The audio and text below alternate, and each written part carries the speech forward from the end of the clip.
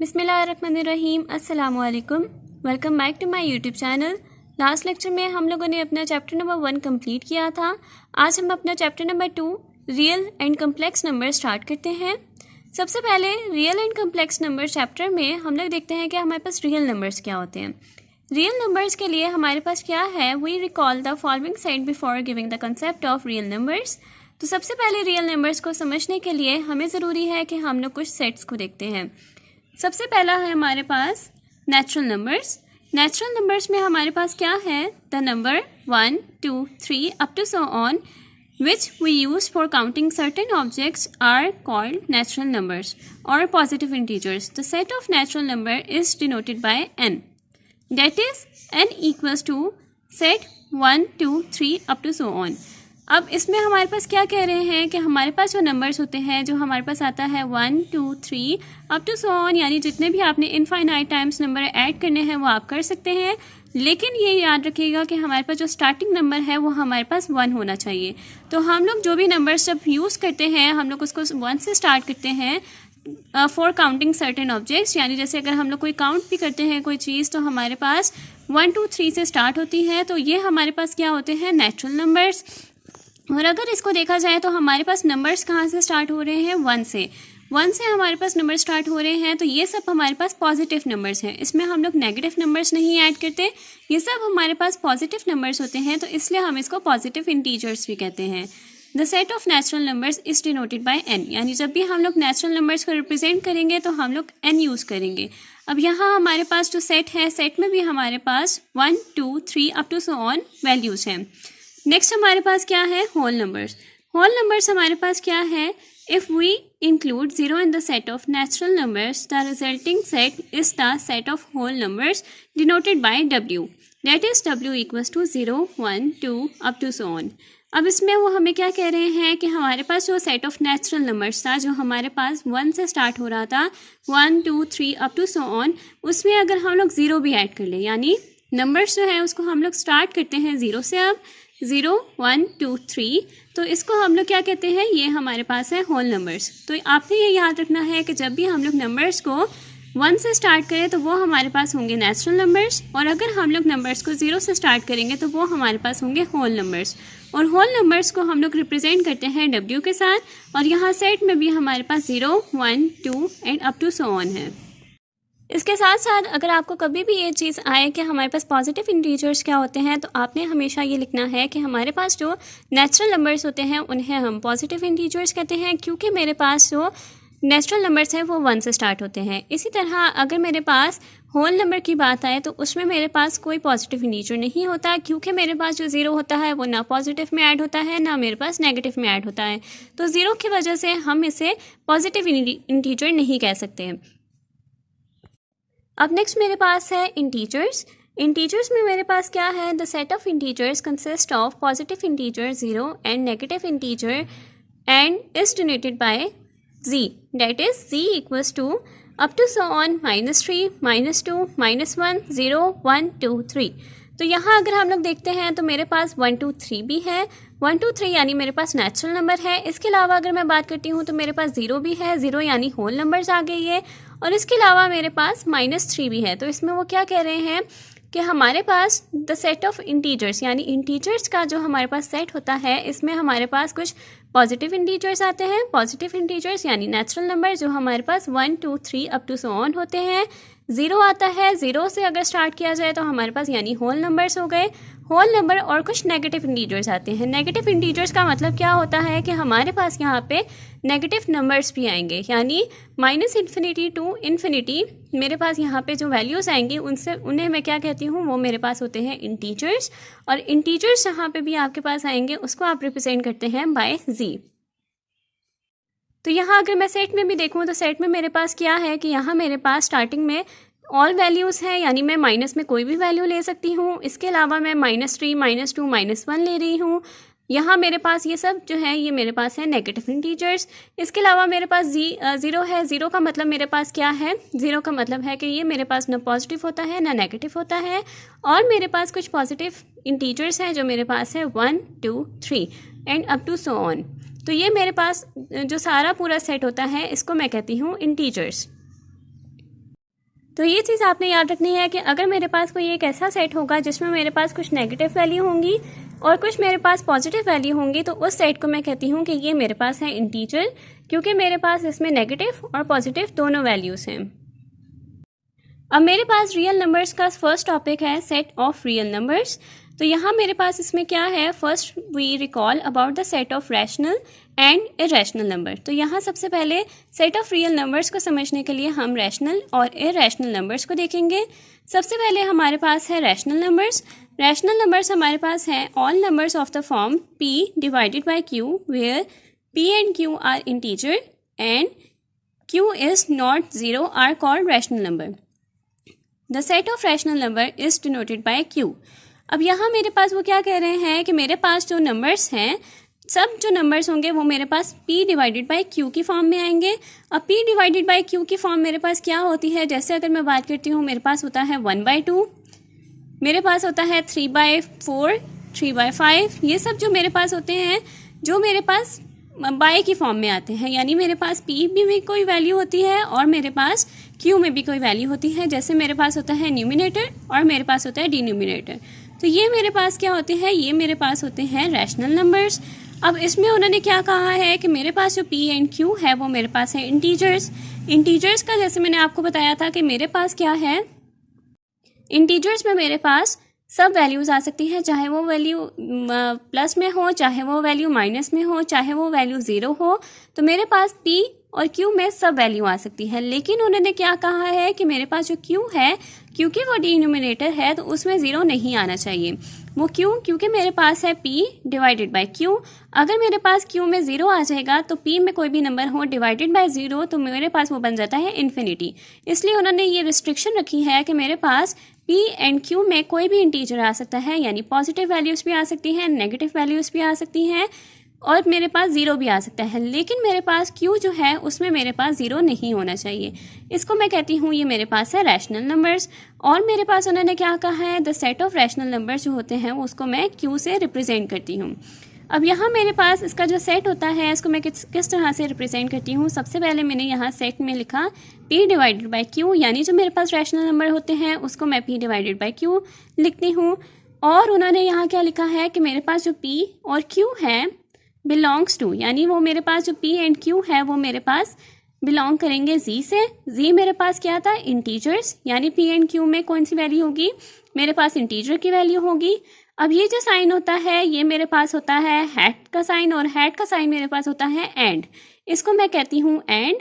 तो इन्होंने यहाँ पे क्या लिखा है, जैसे मेरे पास था कि p एंड q जो है वो मेरे पास इंटीजर है, तो मैंने यहाँ इसको इस फॉर्म में लिख दिया कि p, q बिलोंग्स टू, ये मेरे पास होता है साइन बिलोंग्स का, बिलोंग्स टू z, यानी मेरे पास इन दोनों में वैल्यू जो होगी वो मेरे पास इंटीजर की वैल्यू होगी।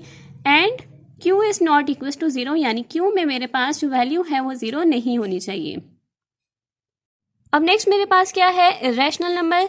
इरेशनल नंबर में मेरे पास क्या है, the numbers which can't be express as quotient of integers that is p divided by q are called irrational numbers. The set of irrational numbers is denoted by q prime, यानी उन्होंने क्या कहा है कि हमारे पास जो नंबर्स हैं जो मेरे पास कोशेंट की फॉर्म में नहीं आएंगे, कोशेंट यानी p डिवाइडेड बाय q की फॉर्म में नहीं आएंगे। अब यहाँ मेरे पास कौन से नंबर आ सकते हैं, जैसे अगर मैं बात करती हूँ कि मेरे पास कोई भी नंबर को मैं डिवाइड करती हूँ तो वो मेरे पास डिवीजन की फॉर्म में, यानी न्यूमरेटर और डिनोमिनेटर यानी p डिवाइडेड बाय q की फॉर्म में नहीं आएंगे, वो मेरे पास पॉइंट्स में आंसर आएंगे। तो ऐसे जो वैल्यूज़ होती हैं, जो ऐसे नंबर से मैं इनका डिवीजन लेती हूँ, उसको सॉल्व करती हूँ तो मेरे पास उसका आंसर पॉइंट में आए, ऐसे नंबर्स को मैं कहती हूँ कि ये मेरे पास है इरेशनल नंबर। इसके साथ साथ उन्होंने कहा है कि हम लोग इरेशनल नंबर को q प्राइम के साथ रिप्रेजेंट करते हैं। अब इसमें मेरे पास उन्होंने कहा है कि मेरे पास है x is not equals to p divided by q, यानी जो मेरे पास x में कोई भी जो वैल्यू आएगी वो मेरे पास p डिवाइडेड बाय q की फॉर्म में नहीं आएगी, वो मेरे पास पॉइंट्स में आएगी। और p डिवाइडेड बाय q की अगर मैं बात करूं तो मेरे पास वो जो p डिवाइडेड बाय q थे वो मेरे पास बिलोंग करते थे इंटीजर्स में, और मैंने इसमें कहा था कि जो q है वो मेरे पास नॉट इक्वल्स टू 0 होगा। तो यहाँ मेरे पास ये जो पूरी टर्म है इसका उन्होंने क्या कहा है कि मेरे पास x is not equals to this term, यानी मेरे पास जो x है वो इस फॉर्म में नहीं आएगा। अब यहाँ हम इसकी एग्जाम्पल लिखते हैं। मेरे पास उन्होंने क्या कहा है, if we have 1 divided by 2 और -7/3 it is rational number as it is in form of p divided by q। यानी अगर मैं यहाँ पे इसकी बात करती हूँ तो मेरे पास क्या आया, 1 डिवाइडेड बाई 2 आया।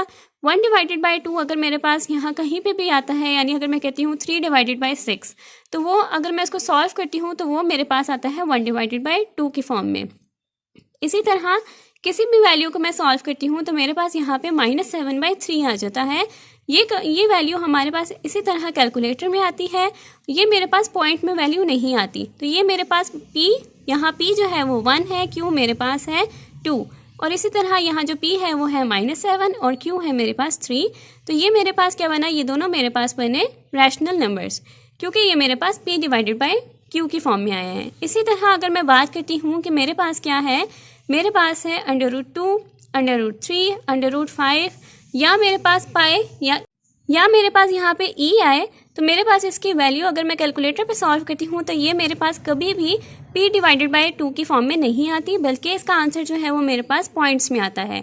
यहाँ अगर मैं √2 की बात करूँ तो उसका आंसर भी पॉइंट में आएगा, √3 का आंसर भी पॉइंट में आएगा, √5 का आंसर भी पॉइंट में आएगा, और इसके अलावा पाई जो मेरे पास होता है उसकी वैल्यू होती है 3.14। आगे हमारे पास वो चलती जाती है वैल्यू। इसी तरह ई जो है उसकी वैल्यू भी हमारे पास पॉइंट में आती है।